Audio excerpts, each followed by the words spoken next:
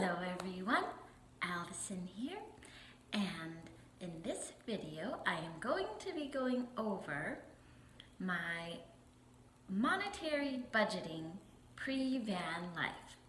Now, a lot of people might say, oh, you shouldn't talk about that online in public. You shouldn't tell people how much money you make or what you spend it on or your monetary budgeting. This is just like a cultural thing that we do. We keep it a secret. We keep it private. We don't tell people. And we don't even tell our coworkers. I'm sure that my coworkers don't know how much I make. And they're probably making less than I do. But I'm going to share this online because it's kind of controversial. Now that I do math and plunk around on the calculator after doing my time budgeting video. And I'm going to share because this is why society feels like a struggle for us. I'm a preschool teacher. I'm fairly well educated. I'd like to think that I am a wise, smart person. But trying to make it in society, this is why I want to live in a van. Dun dun dun. I feel like there should be like super suspenseful music. Because this is crazy. And you're gonna see what I'm talking about in a minute. This is messed up as bleep. I'll try to make it interesting. Here we go. So I have a full-time job. It's 40 hours per week, and in my time budgeting video, I discovered that I spend about 57.5 hours per week actually on work and prepping food and stuff, so I can go to work and getting ready for work. And at my job, I make about $22 an hour. That ends up being about $3,600 per month, and then after all the taxes and everything gets taken out, I get about $3,000 a month deposited into my account. Rent for my one-bedroom apartment is $13.95 per month plus utilities, which ends up being about $1,500-ish per month. Sometimes it's a little bit more, sometimes it's $1,550, and I don't really like that I can't tell how much exactly it's going to be with the utilities, but I guess that's how it goes. And this is sort of a normal average rent for a one-bedroom apartment and even some studios in Seattle in 2021. The apartment that I'm actually living in usually rents for more like $1,600 to $1,900 a month. But because it was COVID and it was winter, the rent was way down when I got this apartment. So I did look into low-income housing because I do feel like maybe I am low income as a preschool teacher. And for instance, for me, they might rent in low-income housing. I would maybe get a one-bedroom apartment for maybe $1,100 per month. But it's not actually that much lower than I'm paying now for a very nice apartment.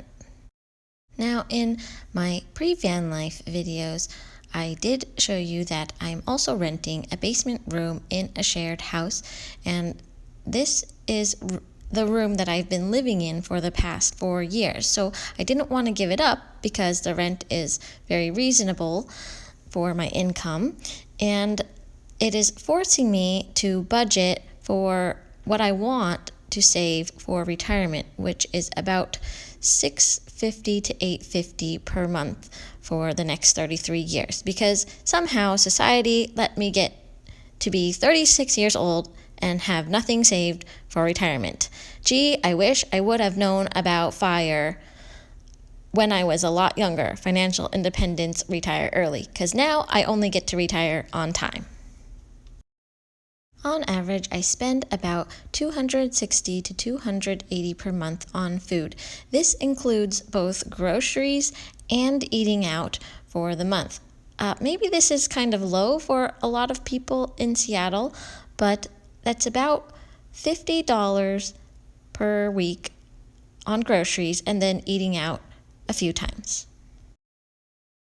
I also spend an additional $150 per month on other utilities. This is my phone bill, my internet bill for my apartment, and some websites that I have, and online entertainment like Hulu, and I have an Elder Scrolls Online subscription as well, which comprises most of my entertainment. Other monthly or yearly expenses that I have are household expenses. This is miscellaneous expenses, stuff like toilet paper, clothes, maybe something at the hardware store, and medical expenses. For me, usually this is a couple times per year, seeing the eye doctor or the dentist, and expenses beyond what insurance will cover if I have needs for that, or other medical expenses that I could have that might come up. Travel expenses. Sometimes I will take the Lyft instead of the bus, and now I have a van house that I have to pay for. I also try to take a vacation once per year. That really does help me live and breathe and take a break from my job. And so it's good to be able to put away money every month for those things so they don't sneak up on you. At one point in my life, I wasn't being paid enough as a preschool teacher to even be able to save for those things every month, or put away money for that, or to be able to pay for those in a comfortable manner every year. The job that I have right now pays for my monthly bus pass. If I was paying for this on my own, it would be $100 per month, or $1,200 per year, which is a lot. I super appreciate this benefit. I have not had it at an employer yet in Seattle, so I love it. And I know my work doesn't pay $1,200 a year for me to have this. It's a program with the public transportation with employers. Work also provides me with medical, dental, and vision insurance. Another great benefit about my new employer is that they provide a wellness stipend at $60 per quarter, or $240 per year, and they provide me some money at a couple $100 per year for weather gear, which is like rain jackets and snow boots and stuff, because we have to be outside in all types of weather with the children every day.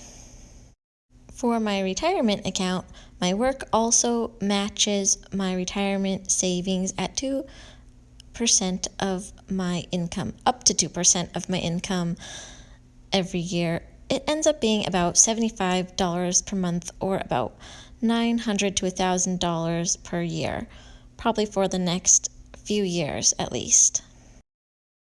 So I make about $3,000 a month deposited into my account.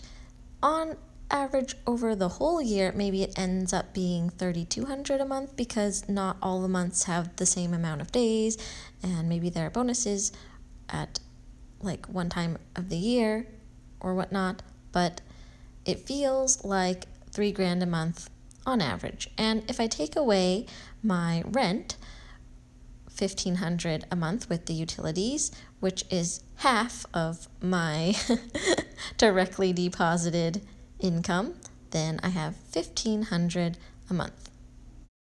If I subtract my desired retirement savings from $1,500, let's say it's about $700 for the month, then I will have left $800. Now if I subtract my utilities, the additional utilities that I pay, from $800, I will have $650.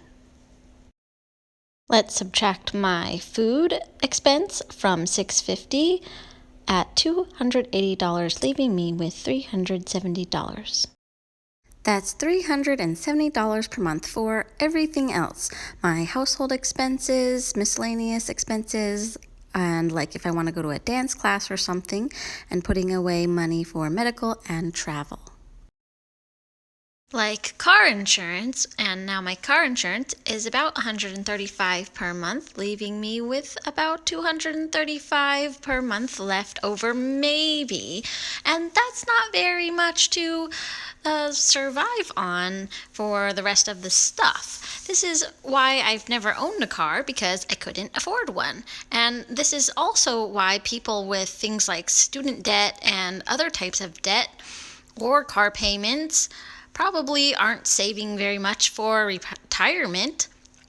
I don't have children, can't afford those either apparently, probably even with 2 people on my income. And this is why people are living paycheck to paycheck. I did get some stimulus money from COVID-19, and that's cushioning things just a little bit, but I guess that's kind of how I'm surviving right now. Basically, if I want to pay my mom back for my van house, the apartment rent has got to go away.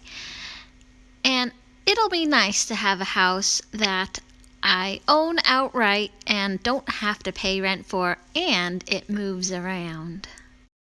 But wait, that's not all. Now for some more horrifying math. So work says I make about $3,600-ish per month, minus the taxes and fees, etc., and that's about $3,000 a month that I get in my bank account. So about 15%-ish of $46,000 per year goes to society. Yay, society! That's about $7,200 a year. That's not the horrifying part. There are 52 weeks in a year, and I do get paid for all 52, I believe, so $46,000 per year is actually about $3,200 a month when you even everything out and spread it out over the whole year, after society takes its cut. So yay for me! So after society takes its cut of about $7,200-ish per year, I am left with about $38,800. Now here's the little bit of the horrifying part that I was a little surprised at. If I actually spend about 57.5 hours a week on work, that's like getting ready for work, getting my food ready so that I can go to work and be at work and eat food and go home and eat dinner. That is, and I do this for like 50 weeks per year because I don't work 52 weeks per year. I have a week off for between Christmas and New Year's, and then there are holidays and maybe if I take a vacation. But if I worked for 50 weeks a year, that's 2,875 hours that I spend on work. So that $38,800 per year that I'm left with after society takes its cut, divided by the 2,875 hours that I spend on work, let's even say we will call that a little bit less, and I will say I spend 2,800 hours a year on work. This means that I actually make about $13.50 to $14-ish per hour for my work, which is below minimum wage. In Seattle in 2021, right now, minimum wage is about $16.69 per hour. That's how much like a dishwasher starts at a grocery store. And I don't know how anybody survives on that. In 2014 and 15, I was making $13.50 an hour, and it was really hard to survive on that. It was bare minimum standard of living. And in 2017, I was making $16.50 an hour, and again, it was like bare minimum, survive by the skin of your teeth. Teeth don't have skin, but that's the point. How do you survive on that? I actually make about $10 an hour less than my job says that I make, even though my job says that I make about $5 to $6 more than minimum wage. Thanks, society. Thanks for survival mode. I want to go live in a van. Hello everyone, Allison Allison here, and this is my van called Wonderland. If you're a millennial and beyond looking to become a roam owner, maybe retire early and see the wonderlands of the wild, then this is the place for you. Remember to like, subscribe, and save this video to all of your van life and roam life playlists. For more information in less time, adjust your playback settings to watch these videos on 1.5 speed. If you'd like to follow my adventure, or you need a consultant to help you get from a house that doesn't move into a home that does, then visit my website at www.AllisonWonderland.info. See you in Wonderland!